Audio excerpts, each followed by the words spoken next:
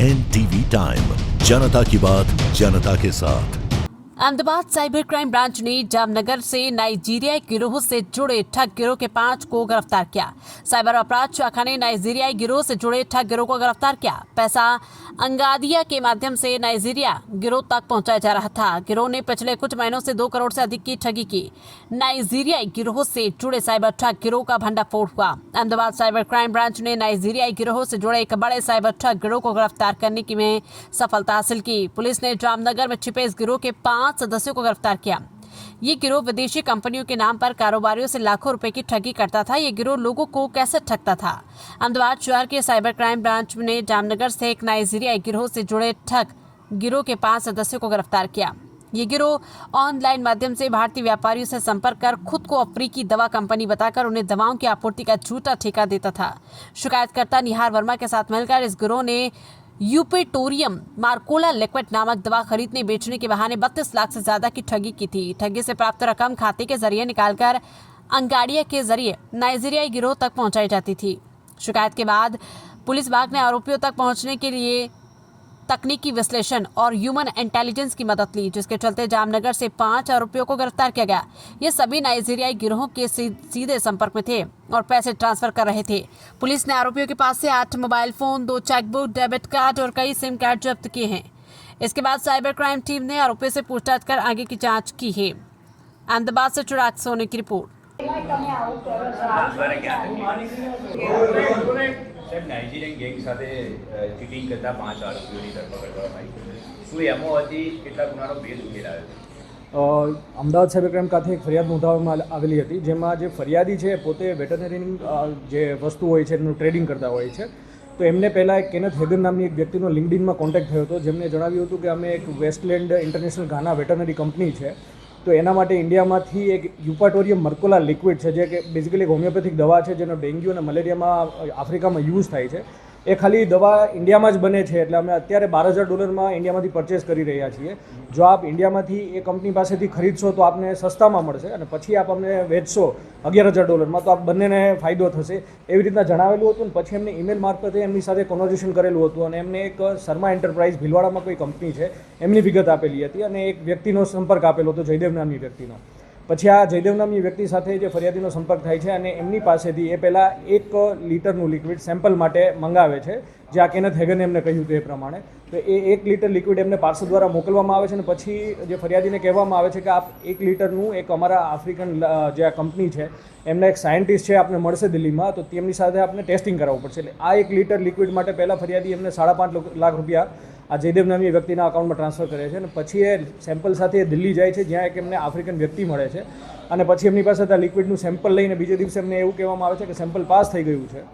ફરીથી આ કેનેથ હેગન નામની વ્યક્તિ એમને કહે છે કે આપને હવે કંપનીને 10 ગેલન આ લિક્વિડની જરૂર છે, એટલે આપ આ શર્મા એન્ટરપ્રાઇઝ પાસેથી 10 ગેલન આ લિક્વિડ પરચેસ કરી અને અમને મોકલી આપજો, એટલે અમે આપને પેમેન્ટ કરી આપશું $11,000 લેખે. એટલે જે ફરિયાદી છે એમને ફરીથી આ જે રાજસ્થાનની કંપની છે એમના એડવાન્સ પેમેન્ટ લેખે ₹27 લાખ એમને પેમેન્ટ કરે છે, અને ટોટલ આવી રીતના ₹32 લાખ એમને પેમેન્ટ કરેલું છે. ત્યારબાદ એ જ્યારે સ્થળ ઉપર તપાસ કરીને જોવે છે ભીલવાડામાં, તો આવી કોઈ કંપની હોતી નથી, એટલે એમને ખ્યાલ આવે છે કે એમની સાથે ઠગાઈ થઈ છે, અને જે બાબતની ફરિયાદ સાયબર ક્રાઇમ ખાતે નોંધાવવામાં આવેલી હતી. તો એ ફરિયાદની તપાસમાં પીએ વાઘેલા અને પીએસઆઈ રાજુરા એમને અલગ અલગ ટીમ બનાવી, અને જે બેંક એકાઉન્ટ યુઝ થયેલા છે એમનું ટેકનિકલ એનાલિસિસ કરી, અને જામનગર અને ધ્રોલની આસપાસથી ટોટલ 5 વ્યક્તિઓની ધરપકડ કરેલી છે. જેમાં પ્રથમ 2 વ્યક્તિઓ જોઈએ તો નીતિન ભાટિયા અને એક છે અસગર પઠાણ. આ બંને વ્યક્તિઓ એવા છે જે એન્ટરપ્રાઇઝના નામે પોતાના નામે અકાઉન્ટ ખોલાવેલા હતા, કુમાર એન્ટરપ્રાઇઝ અને બીએ એન્ટરપ્રાઇઝ, જેમાં આ જે ફરિયાદીના છે એ ₹27 લાખ એમાં ટ્રાન્સફર થયેલા હતા. અન્ય આરોપી જે પકડાયેલા છે, જેમાં એક અભિષેક જોશી છે અને એક પ્રવીણ નંદાણીયા છે, એ એકચ્યુઅલી આ અકાઉન્ટમાંથી પૈસા વિડ્રો કરીને આ બંને લોકો પાસેથી અકાઉન્ટ ખોલાવી, અને આ 2 ઉપરાંત અન્ય લોકો પાસેથી એ લોકો આવા અકાઉન્ટ ખોલાવે છે, અને એ એમના મુખ્ય આરોપી એક દીપ ગોસ્વામી છે એમને મોકલી આપતા હતા કેસમાં વિડ્રો કરીને. અને આ દીપ ગોસ્વામી છે મુંબઈમાં એક વ્યક્તિને આ બધા રૂપિયા જેટલા આવે છે એ ટ્રાન્સફર કરી આપતો હતો. અત્યાર સુધીમાં એ સામે આવ્યું છે કે છેલ્લા 3 થી 4 મહિના એમને ₹2 કરોડ અત્યાર સુધીમાં મુંબઈ એક વ્યક્તિને મોકલેલા છે, જેમની તપાસ હાલ અમે કરી રહ્યા છીએ. અગર ગુનાના ભેદની વાત કરીએ તો એમને જેટલા અકાઉન્ટ આપેલા છે એમની અત્યારે પ્રાથમિક તપાસમાં એવું સામે આવ્યું છે કે તેલંગાણા, તમિલનાડુ અને ચંદીગઢમાં આ અકાઉન્ટની વિરુદ્ધમાં આવી જ સેમ પ્રકારની ફરિયાદ નોંધાયેલી છે. સાહેબ, આજે બંને બેંક ધારકો છે, એકાઉન્ટ ધારકો છે, એ લોકોને કેટલા રૂપિયા આપવાનું નક્કી કરવામાં આવ્યું? આમાં જે મુખ્ય આરોપી અત્યારે આ જામનગર ધ્રોલ ગેંગનો જે સૂત્ર જે નાઇજીરિયન સાથે સંપર્કમાં હતો એ દીપ ગોસ્વામી 2021માં આ જ પ્રકારના ગુનામાં જામનગરમાં અરેસ્ટ થયેલો છે. એટલે એ પોતે આ જેટલા પૈસા ટ્રાન્સફર કરવામાં આવે એમાં 7 થી 10% કમિશન જેટલું ટ્રાન્સફર કરવામાં આવે છે એ કમિશન લેતો અને પછી જે અકાઉન્ટ હોલ્ડર કે પૈસા ઉપાડવાવાળા છે એને પોતાના કમિશન રોલ પ્રમાણે અલગ અલગ રૂપિયા એમને ટ્રાન્સફર કરતો હતો. દીપ ગોસ્વામી પ્રાથમિક તપાસમાં જે જણાવ્યું છે હજી બી અમુક આરોપીઓ જે ફરાર છે, એક જામનગરનો આરોપી ફરાર છે. આ ઉપરાંત જે પ્રવીણ નંદાણીયા જે પકડેલો છે એ નાઇજીરિયનને ઉપરાંત એવું બી તપાસમાં આવ્યું છે કે જે ઇલીગલ ગેમિંગને બેટિંગ જે ચાઇનીઝ ગેંગ દ્વારા કરવામાં આવતી હોય છે એમાં ચાઇનીઝ ગેંગને બી કોઈ એક અબરાર ખાર કરીને વ્યક્તિને આવા અકાઉન્ટ સપ્લાય કરે છે. આ ઉપરાંત જે આગળ જે નાઇજીરિયન વ્યક્તિ ફરિયાદીને દિલ્હીમાં મળેલ છે એની બી અમે હાલ તપાસ કરી રહ્યા છીએ. દીપ ગોસ્વામી નાઇજીરિયનના કોન્ટેક્ટમાં હતો કે પ્રવીણ? દીપ ગોસ્વામી છે એ મુંબઈની એક વ્યક્તિ થ્રુ નાઇજીરિયનના કોન્ટેક્ટમાં હતો અને જ્યારે 2021માં એ જેલમાં એને ત્યારે પોતાના નામનું અકાઉન્ટ આપેલું હતું અને જેલમાં જ્યારે પકડાયા હતા ત્યારે નાઇજીરિયન બી પકડાયેલા હતા ત્યારથી એ નાઇજીરિયન સાથે સંપર્કમાં બી છે. દીપ ગોસ્વામીને કેટલા રૂપિયાનું કમિશન? એને ટોટલ 7 થી 10% કમિશન અલગ અલગ અકાઉન્ટ માટે ટોટલ મળતું ટ્રાન્ઝેક્શનના ઉપર. પ્રાથમિક તપાસમાં જે વિગત સામે આવી છે એ પ્રમાણે દીપ ગોસ્વામી 2021માં 1 થી 1.5 વર્ષ નાઇજીરિયન સાથે કામ કરેલું હતું. ત્યારબાદ હમણાં એમનું કહેવા મુજબ પૈસાની અને અછત જણાતા અને પૈસાની જરૂર હોય એટલે જાન્યુઆરીથી આ ફરીથી આ બધું કામ ચાલુ કરેલું છે. આ જે બંને બેંક એકાઉન્ટ ધારકો છે એમના એકાઉન્ટમાં આટલા જ રૂપિયા જમા થયા છે કે અન્ય કોઈ ગુનાના? ટોટલ બંને અકાઉન્ટ કુમાર એન્ટરપ્રાઇઝ અને બીએ એન્ટરપ્રાઇઝ તો એક અકાઉન્ટમાં 80 લાખ રૂપિયા જમા થયેલા છે અત્યાર સુધીમાં, હમણાં છેલ્લા 5 થી 6 મહિનામાં. અને જે બીએ એન્ટરપ્રાઇઝ છે એમાં 82 લાખ રૂપીસ જમા થયેલા. ટોટલ જોઈએ તો આ બંને એકાઉન્ટમાં 1,60,00,000ની ઉપરથી જમા થયેલા છે. આ ઉપરાંત એને હાર્ડવેર કરીને એક બીજું બી અકાઉન્ટ યુઝ કરેલું છે અને અન્ય અકાઉન્ટ જેના મોબાઈલમાંથી મળ્યા છે એમના બી અમે ટ્રાન્ઝેક્શનની વિગતો ચકાસી રહ્યા છીએ. એટલે ટોટલ અત્યાર સુધીમાં એવું સામે આવ્યું છે કે દીપ ગોસ્વામીએ છેલ્લા 4 થી 5 મહિનામાં 2 કરોડથી વધારે રૂપિયા આવી રીતના નાઇજીરિયનને મૂકેલા છે.